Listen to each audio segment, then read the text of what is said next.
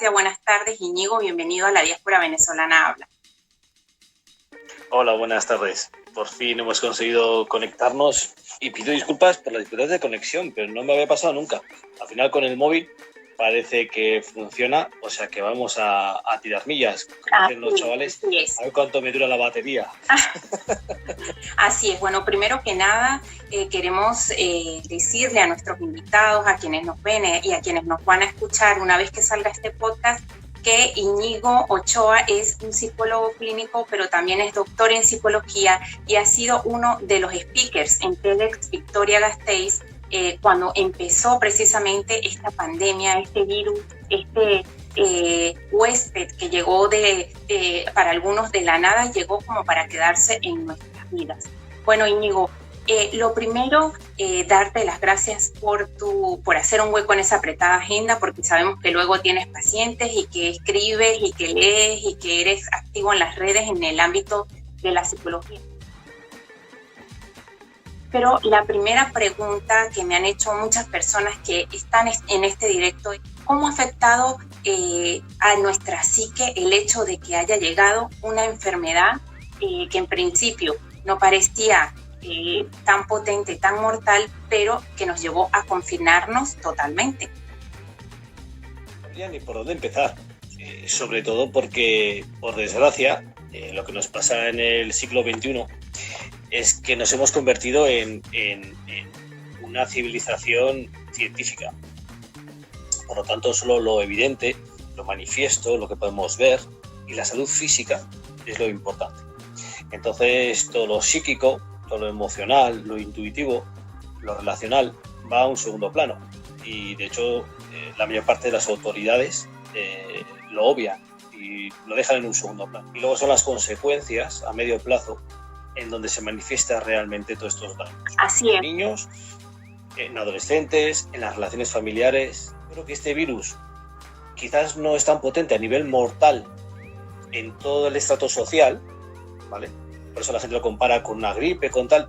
Pero las consecuencias psíquicas están siendo muy potentes, porque no lo vemos como un peligro inminente y sin embargo nos va robando energía psíquica diaria. Pasada en la entrevista o en la conferencia que diste precisamente tal como lo estamos haciendo hoy en TEDx, hablabas precisamente de todas esas cosas, de cómo se le está dando una vital importancia a los PCRs, a las pruebas que de alguna manera nos muestran la carga viral que tiene una persona en su organismo, pero están dejando de segundo plano, en un segundo plano precisamente el campo psicológico que es tan importante. Por ejemplo, hablemos de los jóvenes, un colectivo que ha sido tan asediado de alguna manera últimamente porque se les asocia a ellos con el mayor número de contagios.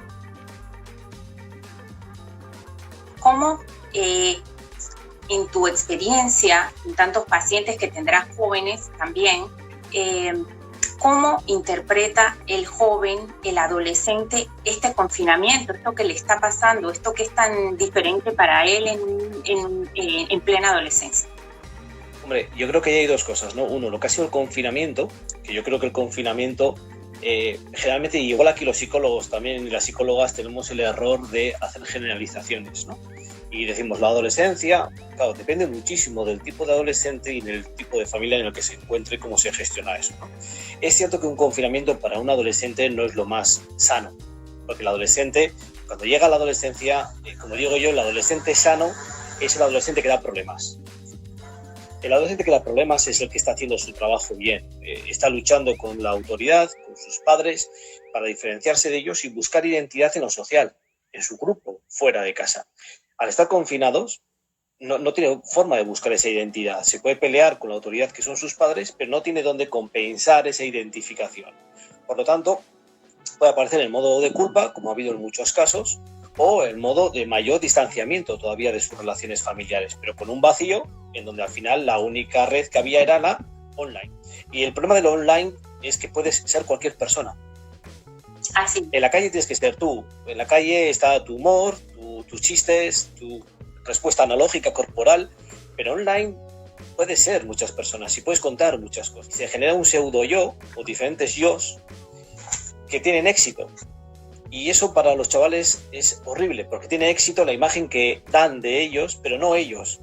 Por lo tanto, se generan cierto vicio a ese tipo de yo auxilia. Cuando llega la realidad, como ha pasado al desconfinamiento, muchos chavales no quieren salir. Muchos chavales tienen miedo a salir porque se tienen que enfrentar a una imagen de sí mismos que han dado que no tienen. Y se sienten más cómodos en la red social, en su habitación, a través de la comunicación online. Eso por un lado. Ya sabemos que esto no es una panacea, nada está escrito, no podemos generalizar en las recomendaciones hacia los jóvenes, que yo he visto, por ejemplo, muchos medios de comunicación que incluso han estado en tertulias, como dijimos, donde se les acusa mucho porque hacen botellones, porque son irresponsables. ¿Qué recomendación dar a esos jóvenes? ¿Cómo ponernos en esa piel de ese adolescente que por un lado también está pasando de alguna manera por ese trance de despegarse de sus padres y de ser parte de un grupo, ¿verdad? Y que con este confinamiento y con esta nueva pandemia se ve un poco coartado. ¿Sabes lo que pasa? Que yo hay parte que no comparto de la política que se está haciendo de ataque a la juventud. No lo comparto porque creo que se está convirtiendo en un chivo expiatorio que a lo largo del COVID va cambiando de cabeza. Como no sabemos a quién echar la culpa de algo que no controlamos, primero la gente que paseaba los perros, luego la gente que salía con los niños con dificultades emocionales, luego ha sido la juventud. Pero claro, de repente la juventud estamos hablando que la media de contagios está siendo de 30 años, por lo tanto de adolescentes no tienen nada. Estamos hablando de gente joven, que ya es adulta, debería serlo, y que ante el confinamiento está disfrutando de un verano o de unas fiestas o de unas no fiestas. Por lo tanto, yo creo que el adolescente en sí no es tanto el problema. Sí que es un problema que los adultos no estamos gestionando bien al adolescente. Al adolescente, cuando le dices soy los culpables, se crecen porque están acostumbrados a ser rechazados. Y cuanto más rechazado es el adolescente, más se reafirma en su posición. En lugar de tenderles la mano y decir, mira, vamos a hablar. Muchos chavales, en algunos grupos que estamos haciendo, hacemos lo que es el mapa generacional de la gente que tienen alrededor enferma o de más de 50 años. Y de esa gente, el nivel de implicación emocional o de afecto que les tienen. ¿Y qué les supondría perderlos o que se morirían? No si ellos se contagian, sino si se morirían. El trabajo que tenemos que hacer con ellos es al revés. Es decirle, a mí no me preocupa que tú cojas el COVID. A mí no me preocupa que tú te expongas. A mí lo que me preocupa es que si te contagias, cuando vengas el domingo a la comida familiar con los abuelos, te contagies uno de los abuelos sin querer, porque no le estás contagiando tú. No es algo intencionado por maldad, es por desconocimiento. Porque en la adolescencia uno se cree que está por encima del bien y del mal, y es normal, pero la gente que te rodea no. Entonces, ¿cómo te sentirías tú si vas a una comida familiar y a tu abuelo de repente da positivo, lo tiene que ingresar por una neumonía y entra grave? Y es por una fiesta que tú has cogido. La gente lo ve como un ataque. Eso no va a pasar, pero cuando entramos en lo emocional de la pérdida, entran pero muy fuerte. Ellos te dicen, yo prefiero ir no a ver a mis abuelos y irme de fiesta. ¿Qué pasa? Que entre sus padres dicen, no, tienes que ir a ver a los abuelos. No, el adolescente es normal que prefiera ir ahora de fiesta que ir a ver a los abuelos. Nos cuesta entender eso. Sócrates, cuarto siglo antes de Cristo, yo esto soy muy malo, pero tenía una cita algo parecido que decía, los jóvenes de hoy son irrespetuosos, no respetan a los profesores, se saltan la autoridad y hacen lo que les da la gana. 4 siglos antes de Cristo. Por lo tanto, esto tiene que ser que la adolescencia no está equivocada, es un proceso. Como nosotros queremos llevarlos a nuestros huertos, sí, entonces son los culpables, es un error. Para mí esa política que se está haciendo en medios de comunicación y a nivel de nuestros gestores políticos es un error. Un error, bajo mi punto de vista. Íñigo, otra de las tantas inquietudes que hemos tenido antes de este live es precisamente algo que has tocado, el manejo que están dando gobiernos a la parte psicológica, pero también a la parte informativa. Estamos sobreexpuestos a una saturación enorme de información con respecto al COVID, verdadera y falsa, mitos y realidades. Digamos que de alguna manera hay muchas personas que me han escrito y que perciben que esto es una manera de distraer al ciudadano común para que esté centrado en el COVID y no atienda a decisiones importantes que tienen que ver con su destino como ciudadanos, llámense políticas, económicas, sociales, culturales. Bueno, ahí igual, como ya me conoces un poco de la entrevista de TED y me vas a permitir un mal chiste, Sí. pero esto no es nuevo, ¿no? Todos conocemos a Mónica Lewinsky y lo que supuso en la era de Bill Clinton, ¿no? La cortina de humo que supuso, ¿no? La cortina de humo en política es algo que se viene usando desde hace muchísimo tiempo. Ahora, a mí lo que me preocupa con el COVID-19 es toda esta gente del movimiento anti-mascarilla, 5G. Es cierto que el gobierno está entrando en una política de sobreinformación, ¿vale? Que está generando filias y fobias. Entonces, esto es una técnica muy antigua, que es enfrentar al pueblo para que el pueblo se enfrente entre ellos y no se centre en la mala gestión que se está haciendo a nivel mundial del COVID-19. ¿Vale? Yo no soy político, pero yo como psicólogo veo las consecuencias que tiene esto en la consulta. Cómo de alguna forma informar no es dar buena información, se desinforma dando mucha información. Entonces, claro, ahora la gente está en casa, pues nadie se acuerda de Siria, nadie se acuerda de Palestina, nadie se acuerda de cómo están gestionando esto en África. Bombardean a cuánta gente muere en España, nos bombardean de cuánta gente ha dado positivo en los PCR. Y entonces ya son todos números. Entonces llega un momento que estamos, pues como en las noticias antes en Siria, te acostumbras a cuánta gente dicen que ha muerto en Siria. Nos acostumbramos a escuchar números y dígitos del COVID. Y la gente piensa en dígitos, pero no está pensando en las consecuencias reales, económicas, que esto nos va a acarrear a medio y largo plazo. Y por lo tanto, en las familias. Mucho algún famoso, cuando también sale ahora diciendo pues que no las mascarillas, que el 5G en su sofá, en su casa de 180 metros cuadrados solo del salón, cuando estamos hablando de gente de nivel social muy bajo, que tiene que ir en transporte público con otras 50 personas, sin hablar del metro, con unas condiciones muy negativas de trabajo, que están expuestos a contagio. Y esto no se nos cuenta, se nos sobreinforma de la vacuna rusa, de la vacuna china, se nos sobreinforma de ingresos, pero no solo es una cortina de humo, es una desinformación. Se nos genera una alarma que no la vemos en nuestra casa. Por lo tanto, estamos como asustados, sin un ataque. Y eso es cultivo de angustia, de ansiedad, de desconfianza, de paranoia. Entonces, a nivel psicológico se está haciendo un daño con esta gestión atroz, pero atroz. Otro de los aspectos que queríamos abordar en este live era precisamente, ya entrados a esta enfermedad, es quienes han perdido familiares en el marco de esta pandemia, es decir, gente que ha muerto y que no ha podido dar esa, como decimos en Latinoamérica, esa santa sepultura, porque de hecho a esta enfermedad se le llama la enfermedad de la soledad. ¿Cómo puede una persona procesar ese duelo cuando no ha estado en ese último adiós con esa persona que se fue? ¿Cómo lo puede procesar? Lo que sabemos los profesionales es que va a ser un duelo complicado. Va a ser un duelo complicado porque no hay nada peor en la despedida que el vacío. Cuando hay vacío, cuando no hay cuerpo, cuando no hay un adiós, cuando no hay unas últimas palabras, cuando no hay un acompañamiento, el moribundo se va solo, el moribundo se va de alguna manera, no podemos saber si se va en paz, pero se va solo. Quienes están esperando no se han podido despedir, por lo tanto no hay un final, no se cierra ese ritual. Y no solo no se cierra el ritual de despedida, sino que luego no se cierra el ritual de acompañamiento. No hay un ritual que permita ser testigos de dar fe de la pérdida. ¿Me explico? Es como, porque el duelo siempre es muy fuerte, pero imagínate que yo he podido discutir con mi padre y de repente mi padre tiene un ingreso y como tiene un ingreso solo puede entrar una persona. Pero que entre no significa ni siquiera que me pueda despedir, porque igual mi padre ya está entubado y no puede hablar conmigo. Ahora no están siendo los casos tan heavies, pero en pleno confinamiento estamos hablando de una cantidad de gente indecente que moría al día, sobre todo en Madrid.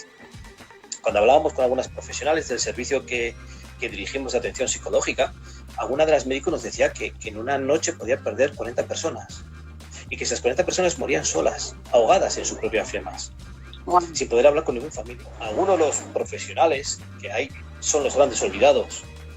Iban a localizar a sus familiares para poder hablar con ellos, que fueron el médico que estuvieron en última instancia con esas personas, en un ritual de acompañamiento, en un grupo, en una excursión, en una visita a su sitio favorito y hacer su propio ritual de despedida.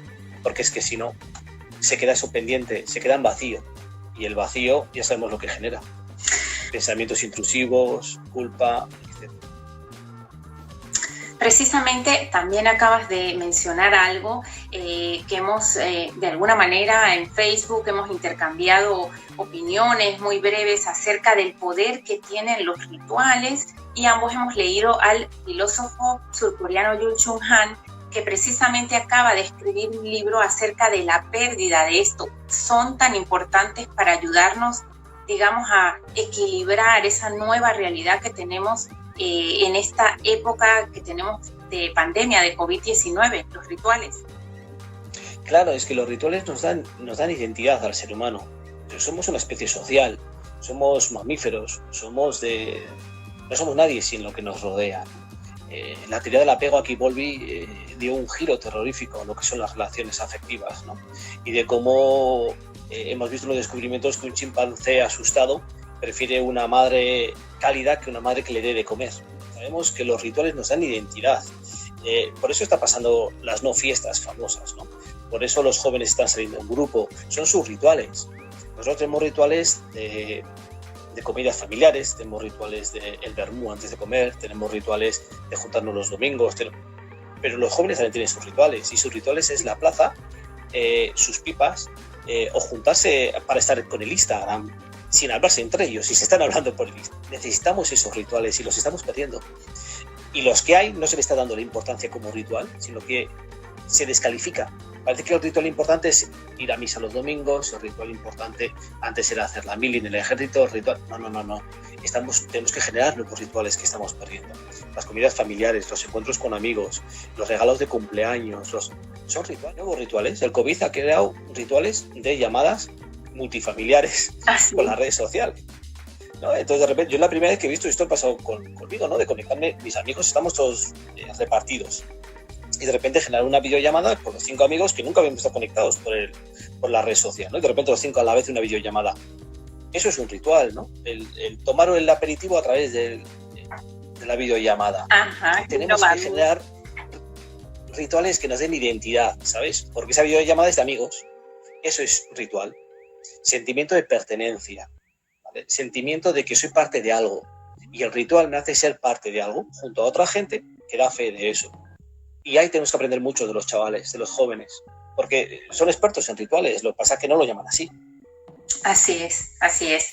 En la charla de Victoria Gasteiz tenemos que repetir a quienes se han conectado y a quienes saludamos cordialmente y que están escuchando este live. Hablaste acerca de 3 claves, 3 o más. Tengo que decir que fue una conferencia súper interesante la que diste. Hablabas de 3 claves para un confinamiento mentalmente saludable. ¿Podemos recuperar algunos tips de esa conferencia? Fíjate, a mí lo que me está preocupando muchísimo es el posconfinamiento, porque sí es verdad que en el confinamiento, ¿no? Lo que decíamos de algunos de los aspectos básicos, que era el generar un espacio propio para uno mismo, el buscar espacios individuales que te distancien del resto del grupo en algún momento para ti, el generar pequeños rituales, que hablamos de las asambleas, por ejemplo, ¿no? Juntarte con la familia, un ritual al día de juntarnos todos, cómo ha ido el día, ¿no? ¿Qué podemos mejorar para el siguiente día? Pero algo que me he dado cuenta con el posconfinamiento es que estamos olvidando las dificultades que la gente se está encontrando en el posconfinamiento. Porque claro, en el confinamiento estamos encerrados con el temor de que algo nos puede pasar, ¿no? El estilo educativo antes que había en España, el de si no haces esto ya verás. ¿Qué pasaba? Que luego lo hacías y no veías nada. A mí me preocupará en el posconfinamiento cómo nos estamos preparando mentalmente para una normalidad que no es normal. Sí, todo ha cambiado, ya todo es diferente y estamos a las puertas de una segunda oleada que hasta tanto no haya una vacuna no sabemos en realidad qué vamos a tener. Claro, pero fíjate la amenaza que supone, es como tener a tu jefe o a tu jefa detrás vigilándote mientras estás trabajando. Entonces, nos han metido la paranoia y la desconfianza tan fuerte que a todos y a todas nos sale la adolescente rebelde de vez en cuando que dicen que os den por saco. Es como que ya no creemos a las autoridades en este sentido y en el momento de desesperanza nos sale la rebeldía mal enfocada. Por eso yo creo que en el post-confinamiento una clave es controlar la información, gestionar bien la información, no estar todos los días enganchados a las noticias de cómo avanza el COVID, gestionar un espacio solo para informarte X momento, no más.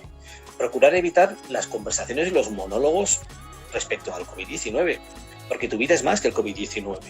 Muchos chavales, los jóvenes, dicen, yo en mi casa es que no quiero estar con mis padres, porque en la comida es COVID-19, en la cena es COVID-19, cuando llego, ¿qué has hecho? ¿Con quién has estado?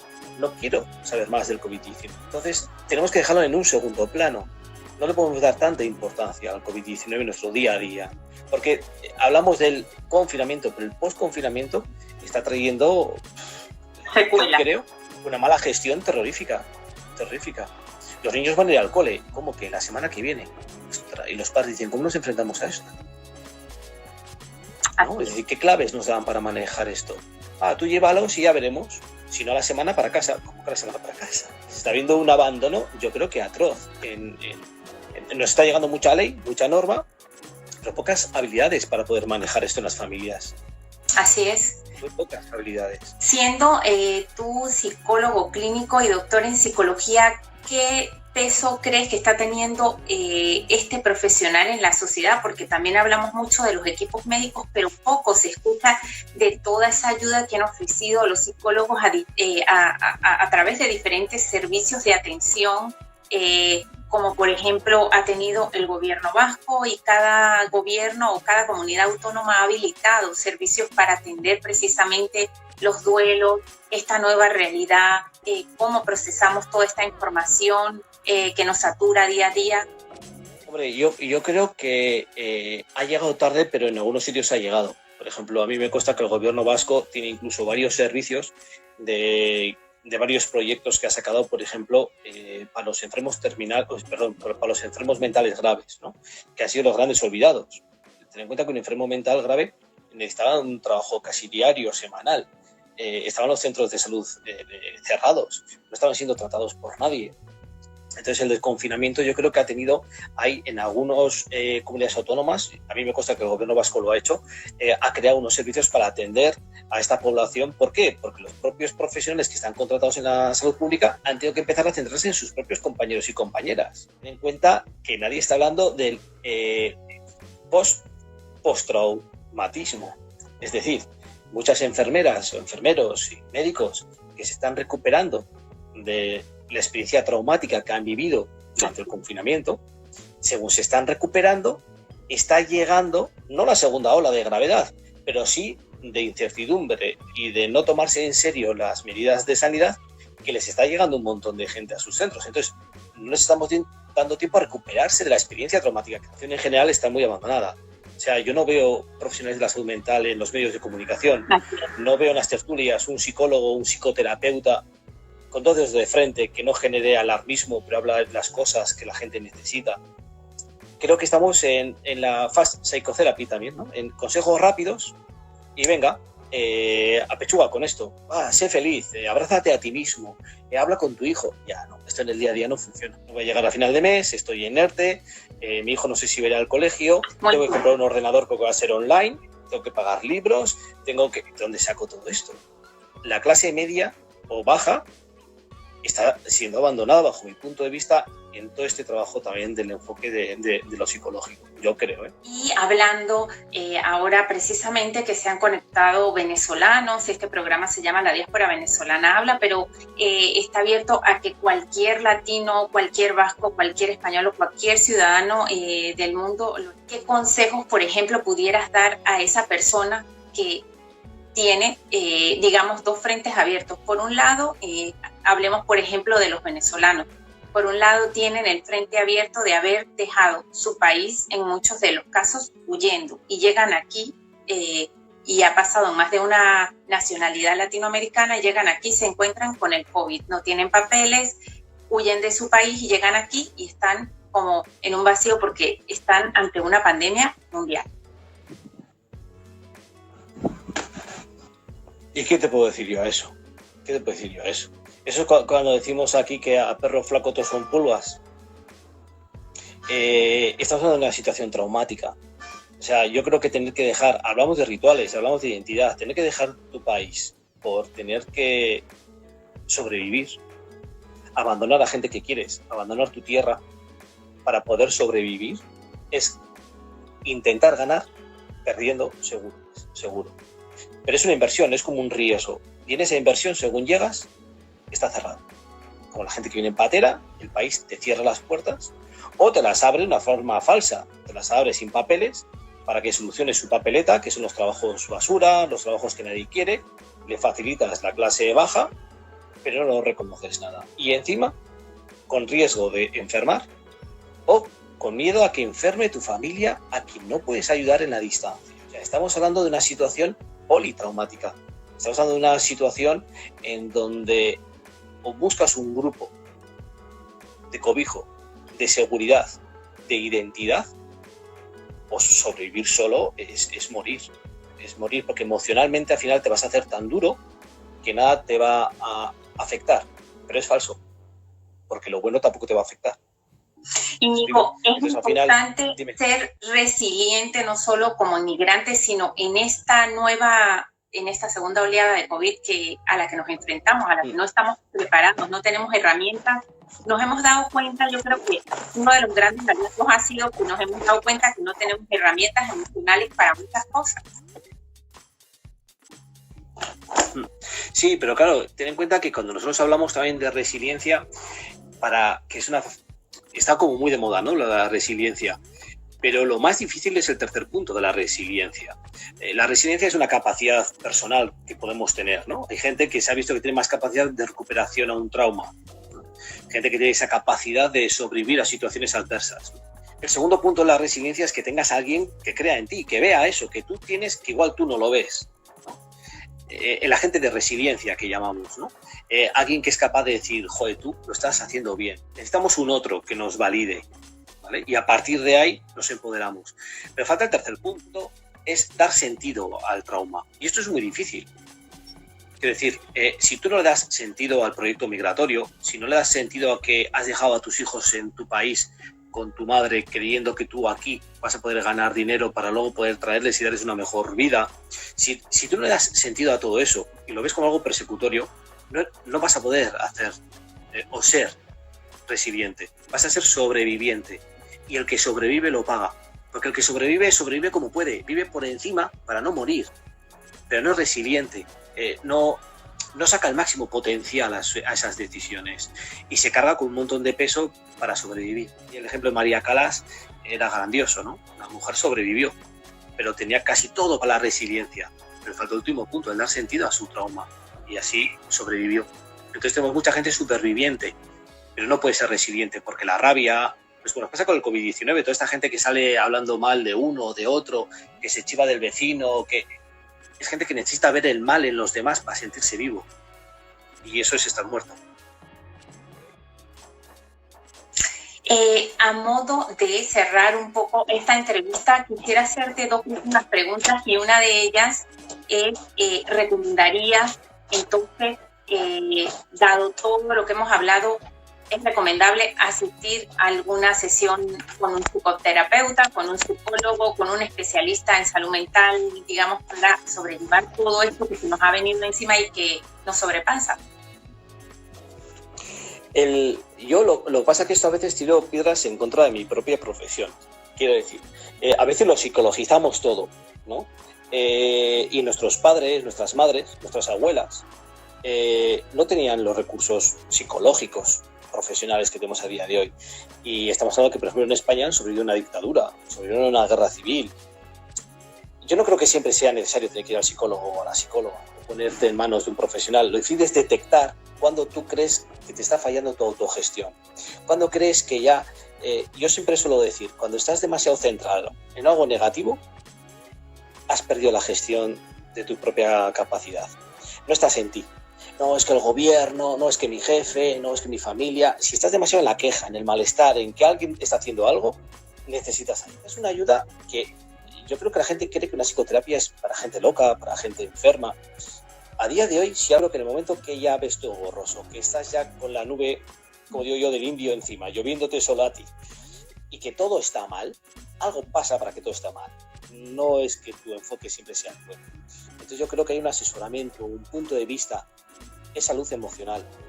Si eso no se cubre a tiempo, es cuando hará falta más adelante un especialista clínico para un tratamiento psicológico. Previamente podemos hacer... Claro, esta función a veces la tenemos en los rituales, en la gente que nos rodea, en nuestras amistades, en nuestra familia.